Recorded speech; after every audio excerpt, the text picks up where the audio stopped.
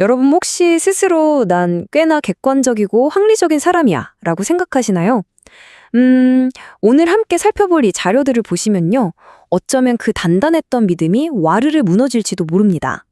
이번 해설에서는요. 대체 왜 머리 좋고 똑똑한 사람들이 자기 자신만 철석같이 믿다가 그야말로 최악의 함정에 빠져버리는지, 그리고 우리는 어떻게 해야 그 늪에서 빠져나올 수 있는지 그 과학적인 이유를 아주 흥미롭게 파헤쳐 보겠습니다. 바로 들어가 보죠. 좋습니다. 본격적으로 한번 파헤쳐 볼까요? 지금 당장 여러분이 매일 보는 유튜브 피드나 SNS 추천 영상을 한번 머릿속에 쫙 떠올려 보세요. 어떠신가요? 거기에 여러분의 평소 생각과 완전히 반대되거나 전혀 다른 정치적 성향을 가진 사람의 의견이 몇 개나 올라와 있나요? 아하, 장담하건대 아마 거의 없을 겁니다. 사실 우리는요, 지금 우리도 모르는 사이에 아주 교묘하고 끔찍한 디지털 세뇌를 당하고 있는 중이거든요. 이게 바로 그 유명한 에코챔버, 즉 정보의 울타리 현상입니다. 우리 뇌가 섭취하는 디지털 식단이 그야말로 최악의 불균형 상태에 빠져버린 거죠.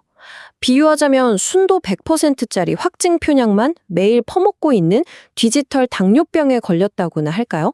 김현철 교수의 분석 자료를 보면 이게 진짜 소름이 돋는데요. 그래프의 X축에 나의 성향을 두고 Y축에 내 친구들의 성향을 두잖아요. 이 두 선이 그냥 완벽하게 일치해버립니다. 무슨 말이냐고요? 알고리즘이 철저하게 우리가 듣고 싶어하는 말만, 아주 꿀처럼 달콤한 메아리만 들려주고 있다는 뜻입니다. 진짜 우리가 발 딛고 사는 현실 세계랑 스마트폰 속 알고리즘 세계를 한번 비교해보죠. 현실은 어때요? 엄청나게 복잡하죠. 온갖 다양한 의견들이 여기저기서 꽝꽝 부딪히고 섞이는 곳이잖아요. 그런데 알고리즘이 빚어낸 세계는 정말이지 한없이 비좁고 극단적으로 쪼개져 있습니다. 여기서 진짜 무서운 포인트가 뭔지 아세요? 이게 그저 평범한 사람들만의 이야기가 아니라는 겁니다. 국가를 이끄는 대통령이나 세상 똑똑하다는 최고 엘리트 전문가들조차도 이 알고리즘의 덫에 꼼짝없이 갇혀버려서 자기가 보는 특정 채널만 맹신하게 되는 구조적인 함정에 빠진다는 사실을 이 자료들은 아주 날카롭게 지적하고 있습니다. 그래서 김현철 교수는 우리에게 아주 묵직한 돌직구 경고를 하나 던집니다. 당신은 이미 에코챔버 속에서 세상을 보고 있을 확률이 높습니다. 네, 맞습니다. 나는 항상 세상을 팩트 기반으로 객관적으로 본다는 그 굳건한 자신감 자체가 어쩌면 완벽한 착각일 수 있다는 거죠. 무언가 망치로 머리를 한 대 맞은 것 같지 않으신가요? 제1장, 기적을 만드는 옆자리 효과. 이 놀라운 물리적 섞임의 힘에 대해 바로 살펴보겠습니다. 자, 그럼 도대체 우리는 이 지독한 디지털 함정에서 어떻게 빠져나갈 수 있을까요? 재미있는 상상을 하나 해볼게요.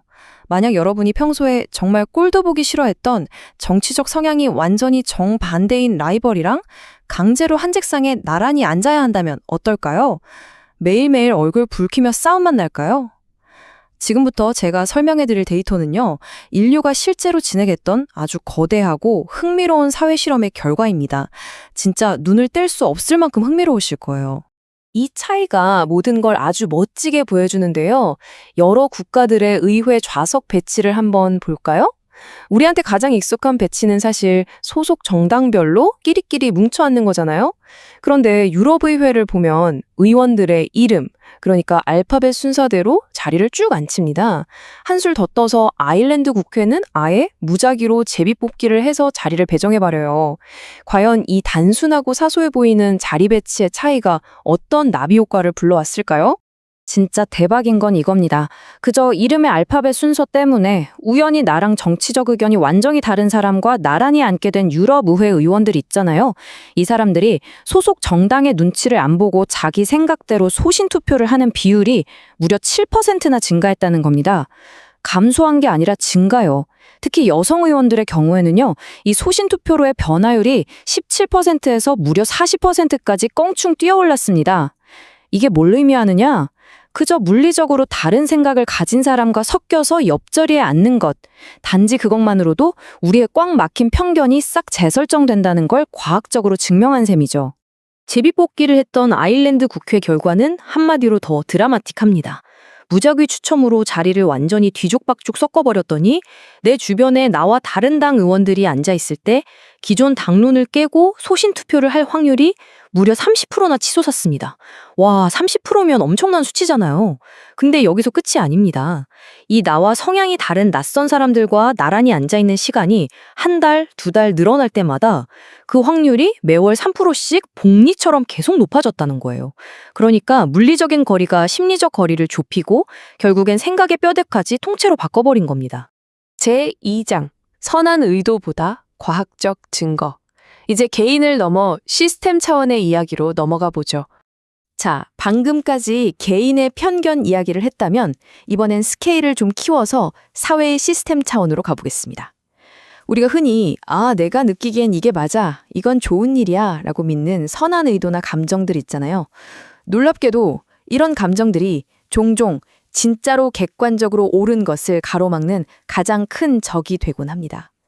우리가 에코챔버를 시원하게 박살내고 더 나은 세상을 만들려면 그냥 우리 서로 잘 이해하고 살자 같은 따뜻한 마음씨 하나만으로는 정말 택도 없습니다. 맹목적인 믿음보다는 냉정하고 뼈 때리는 과학적인 데이터 검증, 이게 우리 사회에 절대적으로 필요하다는 걸 이 자료들은 소리 높여 이야기하고 있죠. 그걸 아주 완벽하게 보여주는 예시가 바로 미국의 헤드스타트 프로그램 데이터입니다. 원래 이 프로그램은 저소득층 아이들을 돕기 위해 시작된 아주 따뜻하고 선한 교육 정책이었어요. 그런데 초반에 나온 데이터만 딱 보니까 아이들의 인지 능력이 금방 다시 뚝 떨어지는 거예요. 다들 난리가 났죠. 거봐라, 정책 완전 폭망했다, 세금만 줄줄 샌다 하면서 비난이 폭주했습니다. 하지만 과학적인 데이터를 바탕으로 장기적인 결과를 아주 끈질기게 추적해봤더니 결과는 180도 달랐습니다.